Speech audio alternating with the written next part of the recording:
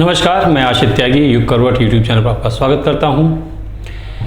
आज हम देश और प्रदेश की राजनीति पर विशेष परिचर्चा प्रस्तुत करेंगे, लेकिन पहले आज का बुलेटिन। मुख्यमंत्री योगी आदित्यनाथ ने एएमएन को नियुक्ति पत्र वितरित किए। उन्होंने कहा कि बीते 1.5 साल में ये 19वां नियुक्ति पत्र वितरण कार्यक्रम है। अब तक 58,000 युवाओं को सरकारी नौकरी दी जा चुकी है। इस समय की सरकारों की बीमार मानसिकता ने उत्तर प्रदेश जैसे प्राकृतिक संसाधनों से भरपूर इस भूमि को बीमारू बना दिया था और उनकी बीमारू मानसिकता के कारण उत्तर प्रदेश बदहाल स्थिति में था। नौजवानों के सामने पहचान का संकट आता था, नौकरी निकलती थी,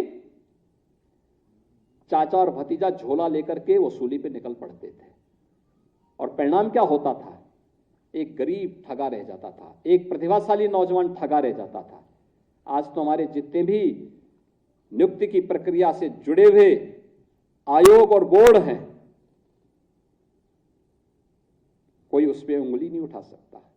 पूरी पारदर्शी तरीके के साथ सारी प्रक्रियाएं हैं, टेक्नोलॉजी का बेहतर उपयोग करते हुए, और उसी का परिणाम है नौजवानों के मन में एक उत्साह है, प्रदेश के लिए कुछ कर गुजरने की एक तमन्ना है। और इसीलिए नियुक्ति की प्रक्रिया के साथ हम हर तीसरे दिन जुड़ रहे हैं। यानी पिछले 1.5 साल का ही हम बता दें तो पिछले 1.5 साल में ये 19वां नियुक्ति पत्र वितरण का कार्यक्रम है आज, जिसमें हम लोगों ने लगभग 58,000 उत्तर प्रदेश के नौजवानों को सरकारी नौकरी दी है। ये नियुक्तियां पहले भी दी जा सकती थी। आज हमारी कोई नियुक्ति किसी भी आयोग का, लोक सेवा आयोग का हो, अधीनस्थ सेवा चयन आयोग का हो या शिक्षा से जुड़े हुए आयोगों का हो, आज उस पर कहीं कोई मामला कोर्ट में लंबित नहीं है। भारतीय किसान यूनियन के राष्ट्रीय प्रवक्ता और किसान नेता राकेश टिकैत आज गाजियाबाद पहुंचे। यहां वो सीजीएम की कोर्ट में पेश हुए। दरअसल किसान आंदोलन के समय उनको किसी ने धमकी दी थी। इसी केस में वादी के रूप में उनकी आज कोर्ट में पेशी हुई। भारतीय किसान यूनियन के राष्ट्रीय प्रवक्ता राकेश टिकैत आज गाजियाबाद की सीजीएम कोर्ट पहुंचे। दरअसल किसान आंदोलन के वक्त किसी ने राकेश टिकैत को धमकी दी थी। इस मामले में राकेश टिकैत ने पुलिस में एफआईआर दर्ज कराई थी। इसी मामले में सीजीएम कोर्ट में वादी के तौर पर राकेश टिकैत को उपस्थित होना था, इसलिए आज वो कोर्ट पहुंचे थे। ब्यूरो रिपोर्ट, युग करवट।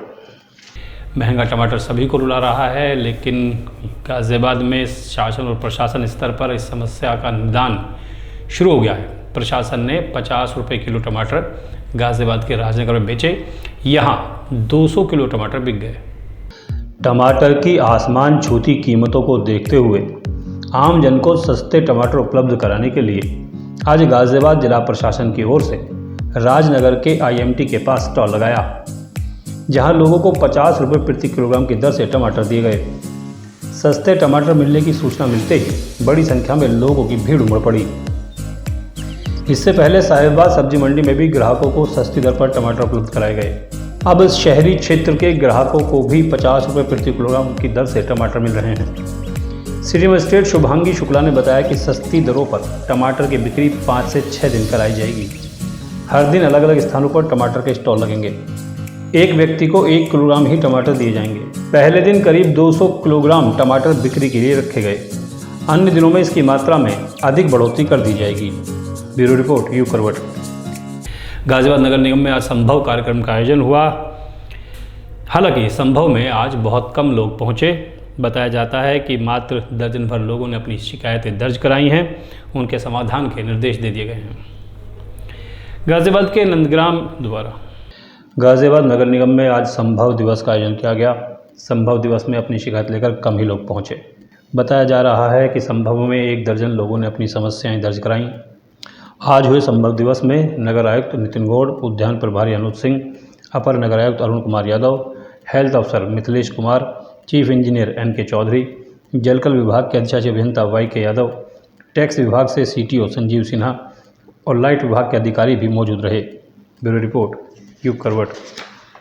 गाजियाबाद के नंदग्राम इलाके में बदमाशों ने एक स्क्रैप गोदाम पर धावा बोल दिया।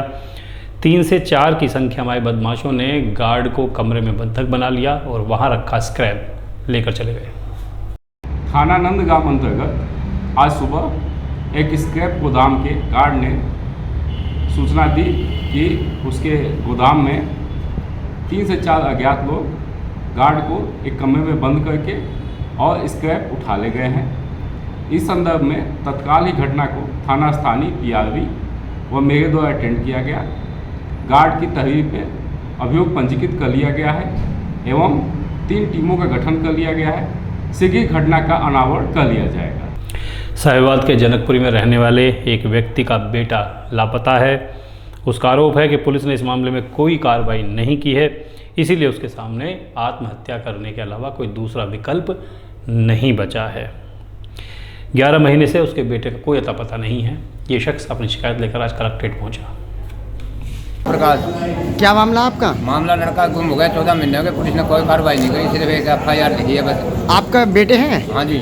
कौन से थाने से लापता है? साहिबाबाद है। अब आपने किस संबंध में ज्ञापन दिया है? मैं इसी लड़का ढूंढवाने के लिए काफ़ी बार गया हूँ, CM साहब से मिला हूँ, अवगत भी हुआ हूँ, लेकिन वहाँ भी मेरे को अंदर कर दिया गया। गोरखपुर भी 5-7 घंटे के लिए, और यहाँ भी पकड़ के थाने में रख लेते हैं जब भी CM साहब से मिलने की कोशिश। लेकिन आज आपने एप्लीकेशन जो दी है किस संबंध में, किस मामले? लड़का ढूंढने के लिए दे रहे हैं, तो लगातार दे रहे हैं, तो कब 300। नहीं, आत्महत्या कोई परमिशन मांगी है आपने? हाँ जी हाँ।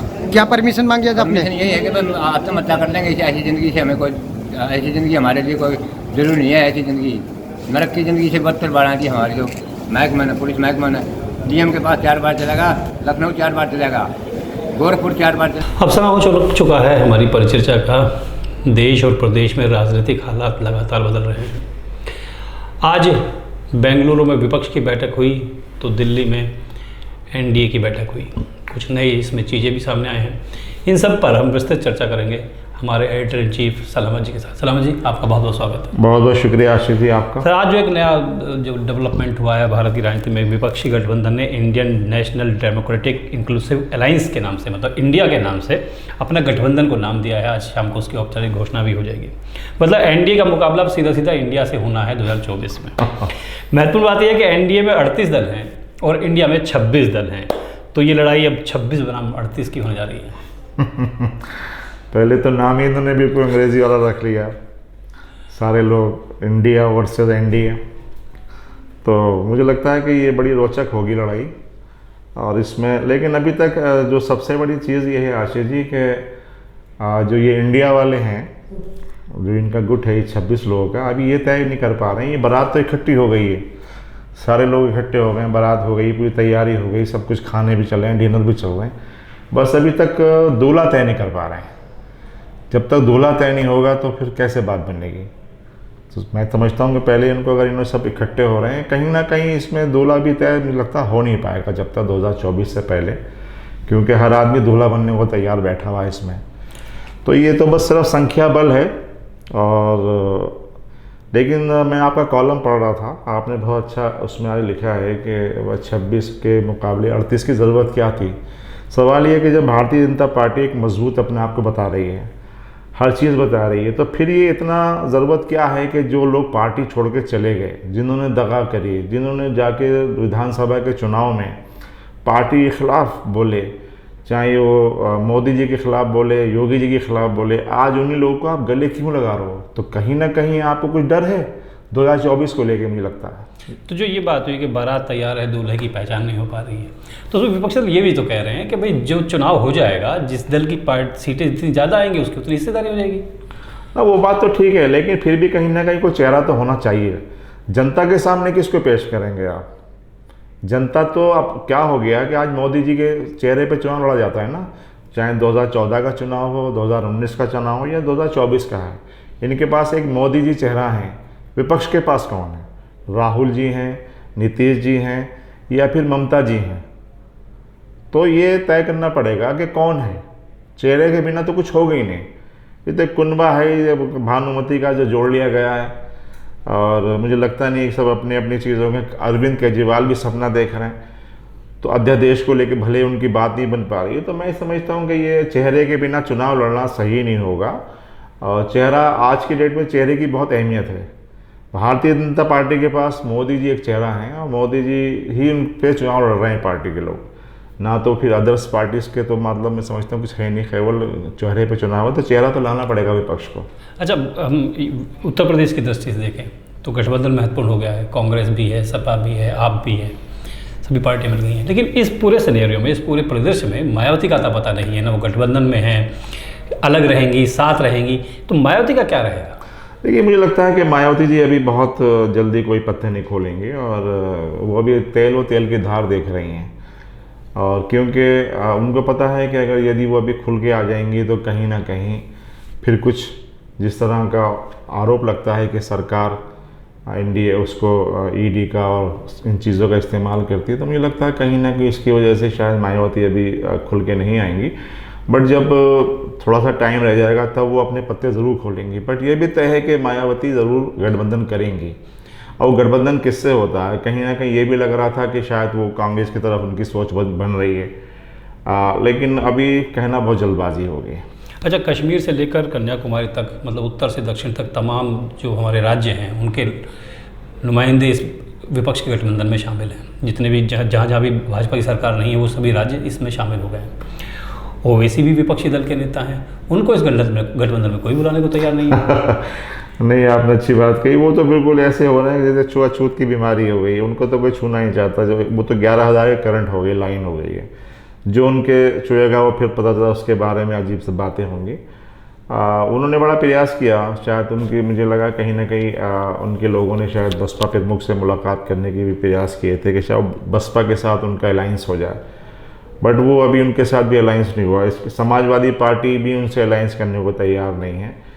तो उसके कारण यही है क्योंकि जिस तरह की वो राजनीति करते हैं, ऐसी राजनीति देश में जो है बहुत कम लोग अब कर रहे हैं।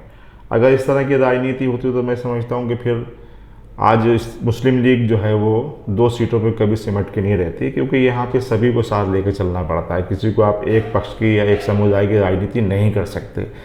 यहाँ देश सर्वोपरि है। अगर आप देश के खिलाफ या उसके बारे में बोलेंगे तो मैं समझता हूँ इसलिए शायद ओवैसी जी को लोग अपने साथ लाने से कतरा रहे हैं। अच्छा, जयंत चौधरी का एक बयान कल आया था, उनसे सवाल पूछा गया था कि आप भाजपा गठबंधन के साथ जा सकते हैं। उन्होंने इनकार नहीं किया। उन्होंने कहा कि मेरे मतदाता, मेरे वोटर और पार्टी के कार्यकर्ता जो कहेंगे मैं वो करूँगा। तो क्या ये उधर से भी रास्ता खोलने की एक तस्वीर है उनकी? देखिए, मुझे लगता है कि भारतीय जनता पार्टी का सबसे ज़्यादा जोर इस समय अगर पश्चिम में किसी दल से बात करने का है तो राष्ट्रीय लोकदल से है। क्योंकि आज की डेट में राष्ट्रीय लोकदल का एक अपने समाज में, खासकर जाट समाज में बहुत अच्छा एक संपर्क है, रुतबा है। और जयंत चौधरी की बड़ी साफ छवि है, युवा नेता हैं और तमाम जाट समाज उनके अंदर बड़े चौधरी साहब को देखता है। तो मुझे लगता है कि कहीं ना कहीं अगर कुछ आगे बड़ी राजनीति उनको करनी है अभी, क्योंकि देखिए अभी 2024 या 2027 भी बहुत दूर है अभी। तो मुझे लगता है हो सकता है कि अपने समाज के लिए या और समाज को जोड़ने के लिए, किसानों की लड़ाई के लिए, क्योंकि सत्ता के बिना फिर किसानों की समस्या का समाधान भी नहीं हो सकता। तो हो सकता है कि किसानों की समस्या के समाधान के लिए शायद वो कहीं ना कहीं, उनकी बातों से अब लगता है कि वो भारतीय जनता पार्टी के निकट आ रहे हैं। और यदि वो निकट आए तो आप ये भी याद रखना कि वो फिर केंद्र की सरकार में मंत्री भी ज़रूर बनेंगे अभी फ़िलहाल। और भारतीय जनता पार्टी को सबसे ज़्यादा लाभ जो है उनके आने से पश्चिम में होगा। तो जिस तरह की उनकी बयानबाजी पहले थी कि वो इस तरह की तरफ नहीं कर रहे हैं, बट उनके कहीं ना कहीं उनके बयान में बड़ा लचीलापन है। तो मैं समझता हूँ कि हो सकता है कि कहीं ना कहीं कुछ अंदर खाने खिचड़ी पक रही हो और हमें आपको कुछ दिनों में दिखाई दे। अच्छा, बिल्कुल ये आपकी बात सच है, आपने थोड़ी देर पहले कही और सभी लोग मान रहे हैं कि विपक्षी का जो ये 26 दलों का गठबंधन है ये लंबा चल जाएगा, इसमें संजय है पूरी तरह। लेकिन यदि ये गठबंधन चुनाव तक टिक जाता है तो वेस्ट में इसका कितना असर रहेगा? मुझे लगता है कोई ख़ास असर नहीं रहेगा। देखिए, अखिलेश हैं, नहीं, मुझे लगता है कि कोई ख़ास असर नहीं रहेगा, क्योंकि जो कुनबा है उसका अपना कोई इतना बड़ा वोट बैंक नहीं है। समाजवादी पार्टी को आप बात करो, समाजवादी पार्टी का अपना उत्तर प्रदेश में ठीक ठाक अपना हिसाब है, वोट बैंक है, सब कुछ है। पर अगर मान लो राष्ट्रीय लोकदल चला गया उनके साथ से, तो फिर क्या बचेगा? कुछ नहीं बचेगा ना। तो मुझे लगता है कि अगर ये जिस तरह की चीज़ें चल रही हैं, अभी कहना बहुत जल्दबाजी होगा कि इस 26 दलों का गठबंधन का पश्चिमी उत्तर प्रदेश में क्या असर होगा। मैं समझता हूँ अभी आप 2-3 महीने का वेट करिए, बहुत कुछ चेंज होने वाला है। अच्छा, कांग्रेस अध्यक्ष खड़गे ने कहा कि आज जो कहा है कि कांग्रेस सत्ता या प्रधानमंत्री पद की लालच में। जी जी जी।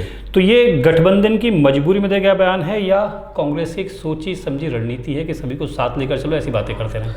ना मुझे लगता है गठबंधन की मजबूरी है, क्योंकि अगर खड़गे साहब इस तरह कोई बयान दे देते कि नहीं कांग्रेस का प्रधानमंत्री होगा या राहुल गांधी होंगे, तो मैं समझता हूँ कि जो मीटिंग कल हुई थी वो 24 घंटे में वो जो गठबंधन था वो कहीं ना कहीं हिल जाता। तो ये गठबंधन की मजबूरी है इस तरह का बयान। कांग्रेस को पता है कि आने वाले टाइम में उस एक बड़ा दल है वो, यदि कहीं ना कहीं उसकी सीटें बढ़ेंगी तो फिर उन्हीं का दल का कोई नेता बनेगा। अच्छा, गाजियाबाद से जुड़ा एक सवाल ले लेता हूँ। कांवड़ मेला समाप्त हुआ है, कमिश्नरेट व्यवस्था के बाद पहली बार कांवड़ मेला उनके लिए बहुत बड़ा आयोजन था, तो किस नज़र से आप देखते हैं कैसा आयोजन रहा? नहीं देखिए, बहुत अच्छा आयोजन हुआ, इसमें कोई दो राय नहीं है। कमिश्नरेट में पहली बार ये कांवड़ यात्रा का आयोजन हुआ था और इसमें जो टीम थी वो पूरी पुलिस टीम ने बहुत अच्छा काम किया। मैं समझता हूँ जो कमिश्नर हैं हमारे अजय मिश्रा जी और सिटी जोन के जो डीसीपी हैं निपुण अग्रवाल, उनका दोनों ने बहुत ही मेहनत के साथ काम किया। और कमिश्नर साहब तो जो है लगातार 24 घंटे पूरे तरीके से मॉनिटरिंग कर रहे थे, पूरी पल पल की नज़र थी। और जिस तरह से व्यवस्था की गई थी उस व्यवस्था का इतना अच्छा असर ये रहा कि जो भक्त आ रहे थे उनको किसी भी प्रकार की कोई परेशानी नहीं हुई, कोई एक दूसरे पे चढ़ा नहीं, आराम से वो आए ना, जल अभिषेक किया और चले गए। बहुत अच्छी व्यवस्था रही, इसमें कोई दो राय नहीं है। पहले लग रहा था हमें कहीं ना कहीं कि जिस तरह की व्यवस्था की जा रही है इससे आम आदमी को परेशानी होगी, शायद लोग वहाँ तक नहीं पहुँच पाएंगे, लेकिन ऐसा नहीं हुआ। जब प्रैक्टिकल तौर पर काम हुआ तो बहुत अच्छी व्यवस्था, सराहनीय व्यवस्था, नो डाउट सराहनीय व्यवस्था रही है। तो दोस्तों, ये जो देश में चल रहा है एनडीए वर्सेस इंडिया पर, आने वाली राजनीति पर जो सलामत जी ने बात कही है, क्योंकि हम पिछले भी कई चुनाव में ये बात करते आ रहे हैं, जो हम बात करते हैं वो सच भी हमारी साबित होती है, आशंकाएं हम सब सच हमारी होती हैं। तो प्रदेश की राजनीति में इसका क्या असर होगा, सलामत जी ने आपको बताया है। सलामत जी, इस जानकारी के लिए आपका बहुत बहुत धन्यवाद। शुक्रिया, थैंक यू बहुत बहुत। तो दोस्तों, आज के लिए बस इतना ही। गाजियाबाद और आसपास की तमाम खबरों को देखने के लिए देखिए युग करवट यूट्यूब चैनल, और विस्तृत रूप से जानकारी पाने के लिए पढ़िए युग करवट समाचार पत्र। युग करवट यूट्यूब चैनल को सब्सक्राइब करें, वीडियो को लाइक करें, शेयर करें और कमेंट जरूर करें। नमस्कार।